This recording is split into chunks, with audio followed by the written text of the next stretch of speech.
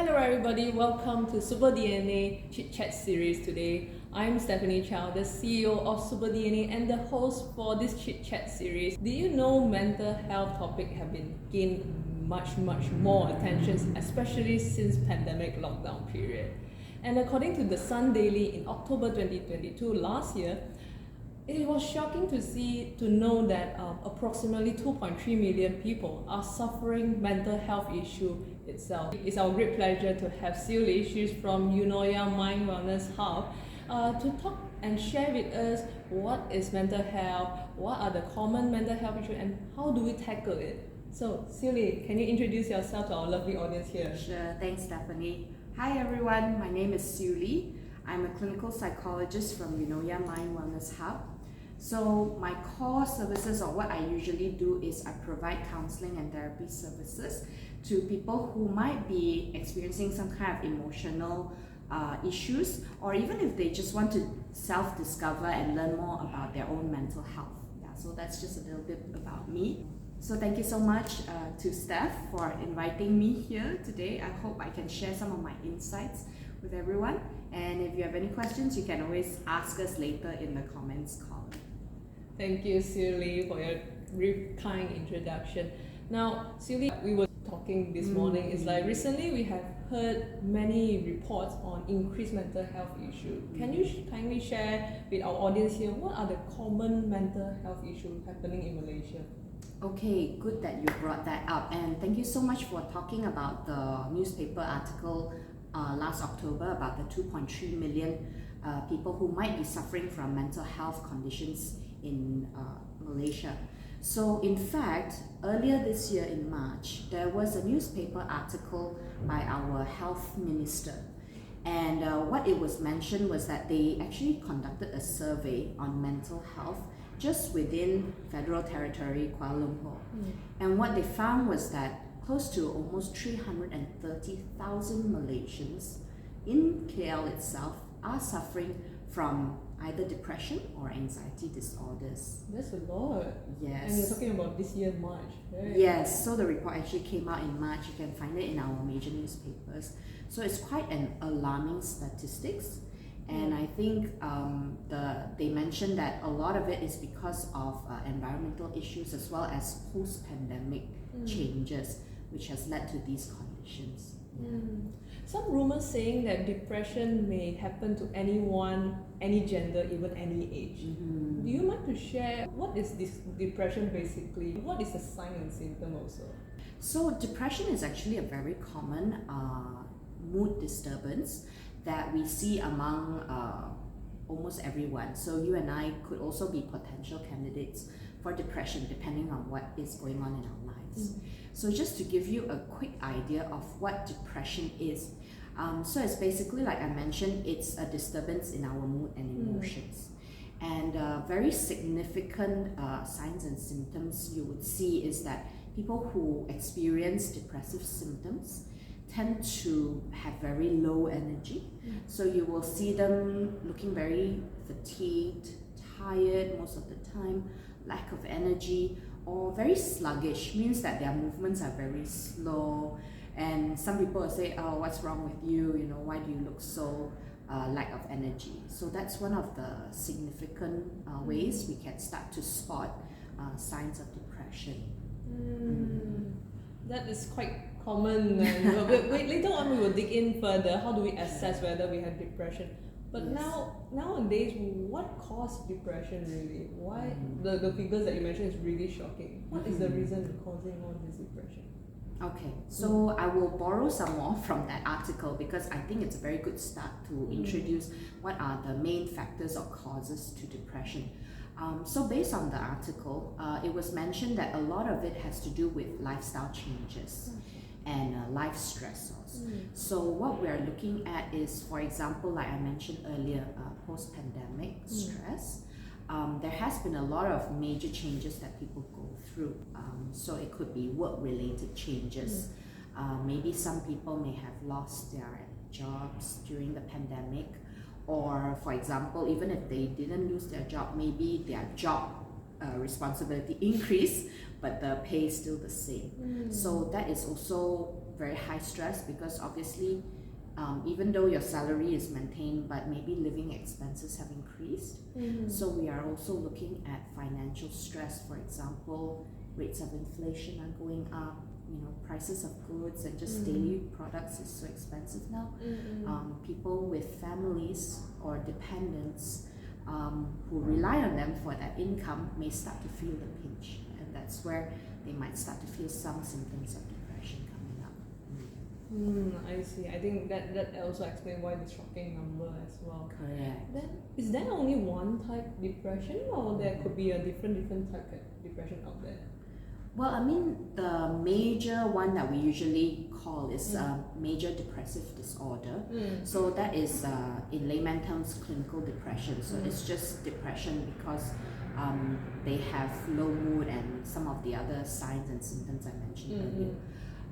But of course, there are also specific types of depression, and it may actually affect different demographics, like you mentioned. So, for example, postpartum depression is very common among women who have just given birth. Now, there are many reasons for postpartum. Definitely one of it is the changes in hormone levels. There is that effect on mood, right? Because your hormones have changed after you have given birth. But of course, postpartum depression, a lot of it also has to do with the lifestyle stressors that are affecting the woman. For example, lack of social support. So a lot of postpartum depression clients that I have met tend to be working mothers. So these are ladies who are trying to balance career and taking care of a newborn. And unfortunately, a lot of working mothers out there may not have, may not be staying with family. So not only do they have to take care of the child almost 24/7, they are still handling work-related matters. So you will see postpartum depression, especially more so in working mothers. So that's one form of depression. Thank you for sharing this. I think some of the audience here can link is because this month May, of course, is Mental Health Month, but also it's a Mother's Day. So correct. Keep staying here, continue and listen. How can we assess this? Because not only mothers, but working mom, especially nowadays, definitely the stress level is totally different level. Correct. Now, how do we know then?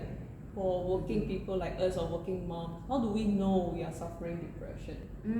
Okay, that's a very good question. And actually, there are a lot of early warning signs that we can notice when it comes to symptoms. So, like I mentioned earlier, we talk about energy level. People who are suffering from depression tend to show very low levels of energy. They get tired very quickly. But also what we do notice for people who are depressed, they tend to have very short emotional fuse. Means that they get annoyed or irritated very quickly, and things that are usually very petty to them, suddenly they become very sensitive towards it. For example, like if we're talking about postpartum depression and someone makes a casual comment, how come you don't breastfeed? Some women who are suffering from postpartum depression will see it as a very sensitive subject, and they may end up crying, getting very defensive and angry, and you can see that the overall mood is a bit unstable, so they get upset more easily. Okay. Now, if that's the case, right, is there any tools that we can quick assess ourselves? Like, let's say we do notice maybe we are experiencing all these symptoms. Is there any things that we can do or resources that we can leverage? Okay, so in terms of from the mental health perspective, we do have very simple questionnaires online right now that is open source, meaning that it's free for use, and people can actually just answer a set of questions to screen whether they may have certain depressive symptoms. So some of the tools that I usually use with my clients include, for example, the Patient Health Questionnaire, PHQ, and it only has 9 questions. And very quickly you can sort of have a baseline whether the person may have depression. Yeah. Okay. How about from your perspective? Well, thanks for asking this.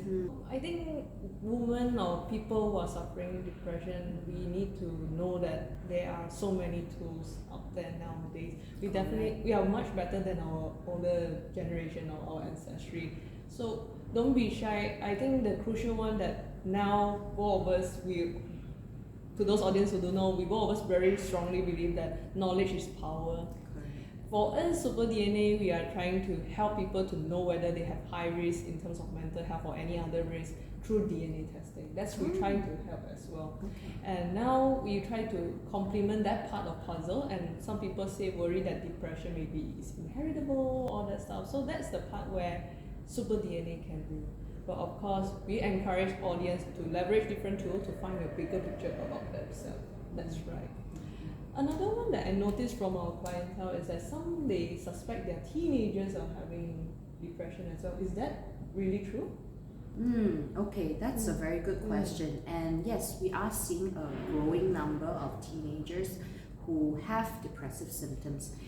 In fact, I think about a week ago, there was a newspaper report that came from Sri Lanka, whereby there were 10 students who actually died by suicide right after their exam results were announced. And most likely, they were suffering from symptoms of depression and the expectations of needing to perform well in academics. So you would see that even teenagers these days will be afflicted by depressive symptoms. I see. So yeah, guys, please watch out, regardless who, as long as human beings all have emotional feeling, please watch out their symptoms. Now we learn all the signs and symptoms, cause and all. And we also can do screening for ourselves. But what if we have done we notice our loved ones having that problem? We suspect that, we do screening. We suspect they have. So how should we help them then?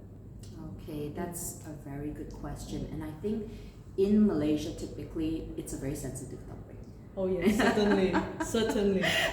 Right, especially when it comes to family or close friends. I think it's a very difficult subject to broach because we don't know how to approach it in a gentle manner. So usually what I tell my clients is try to remember this acronym, SAFE, SAFE. SAFE. Okay, and basically what that means is the first for S is what I would say is spot something unusual. So a lot of times we may not need to rely on just questionnaires to kind of already guess someone is having a hard time. So I would say to the audiences, if you start noticing something unusual about your close one's behavior, for example, like I said, maybe a drop in energy, they become increasingly irritable, they find it frustrating to just do simple tasks, like, just even keeping themselves, personal hygiene has somehow declined, then it is a good reason for you to approach them. So S, spot something unusual. Now A is active listening. This is where we encourage people who are trying to figure out what's going on to really be compassionate when they are trying to listen out. So typically I will encourage my clients to actually use open-ended questions to approach the subject, like how have you been feeling? I noticed recently your energy's dropped, just wondering what's going on. So we use how or what's going on, so it creates a more safe environment for the person to actually share. So this is the pro tip that I would like to share with audience as well. Never use the word why, because imagine when somebody asks you, why are you behaving like that? Suddenly you'll feel very defensive, like you have to give an explanation as to why I'm being weird or why am I sad all the time. So typically we never use why, even though we want to know the reason. So how you could actually ask the reason, you can always say, what is going on that is making you feel unhappy? So then you indirectly ask the question why, without being very judgmental. So avoid the question why when you want to find out more. Yeah, so that's the A. F, which is find help. So now that you have some inkling of, okay, I think I know what's going on, F would be to find proper help. And this is where, you know, we need to talk to professionals. Maybe as a caregiver, you may need to make some phone calls, you know, either contact SuperDNA, you know, or contact Eunoia to kind of figure out what kind of appropriate help can be given to support this person that you suspect may have depression. Yeah, so that's the F. And finally, E is to engage in self-care.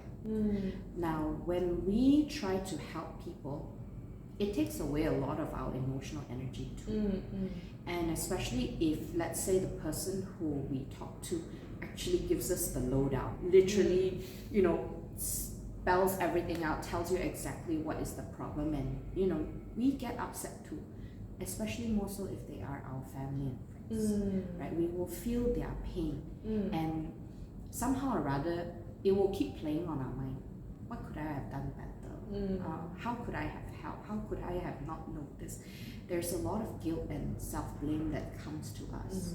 So for E, when we engage in self-care, what I encourage my clients to do is, after you've heard a very upsetting story, it's time that you take care of your own emotions. And this is where you may need to go and talk to somebody else in confidence, you know, just to more of expressing those emotions, like, you know, I felt so upset hearing about this, I felt so helpless that I couldn't do anything for the person at that moment, or, you know, just for another person to share that burden. Yeah, of course that person should be a trusted source lah. And if not, is to engage in things that is enjoyable, to just help you feel like your mood has improved. Yeah, so it's important that we also engage in self-care, because when we try to help others, it does take away our own energy as well. Yeah, it's not easy. I think in different race or different country, we believe always about balancing. When you try to listen to people's negative energy, somehow comes to ourselves, but we also need to learn how to let it go. Correct. Yeah. Yeah. So I think depression is that what I learned from Xiuli today is this: we need to learn how to communicate, speak our mind out, but of course we also need to be a good listener. Sometimes you don't want, at the end of the day, you listen but you are asking in the wrong way and make them more defensive and make things worse. So sometimes if you do not know what to do, of course you can do some homework online, or come to us, come to Xiuli, or come to me or other healthcare practitioner to find out ways to help you. You're not alone. That's what we're trying to share today, this whole series here, right? Now, I think almost come to the end. It's really fast, time flies fast. But maybe before we end this, Xiuli, perhaps can you share a few words to those who are suffering at the moment, like having depression at the moment? Okay, so I think that's really important, words of encouragement. And typically when I work with depressed individuals, I tend to tell them that, you know, we just take things a day at a time. Basically, healing is different for everyone. And what we actually need is a lot of compassion for ourselves, and also to remember that we are basically human. So there will be days where maybe we will improve in our symptoms and become less depressed, and understand that there will be days that we will slip up and we will go back and maybe feel even worse and even more depressed. So it's okay. And like I said, how we should face the matter is actually just to be very compassionate, be very kind and patient with ourselves, and we try to take things one day at a time. Yeah, so don't push yourself to get well soon. I think get well soon sometimes can be very insensitive. So I don't usually say that to my clients. I would say that just pace yourself and do as much as you can every day, and the recovery will come. Yeah, so that's what I would like to share with the audience as well. Thank you very much. That's a very kind words. I learned a few words today. Safe, SAFE. Pace yourself, right? And for myself, I think we need to learn how to listen to ourselves and go, seek help when you need it. So pretty much that's come to an end, and we hope you learn this a lot about mental health, depression, and of course learn how to tackle them and all. If you have any question, please feel free to drop the comments down below. We will take note of that and maybe we will show and explain further in the next episode. Yeah. Remember, if you are interested, if you want to talk about pre-test consultation, anything, please go to our website. She's from Eunoia Mind Wellness Hub. She's Xiuli. I'm Stefanie Chow from SuperDNA. And with that, thank you very much for your time. See you next episode. Bye.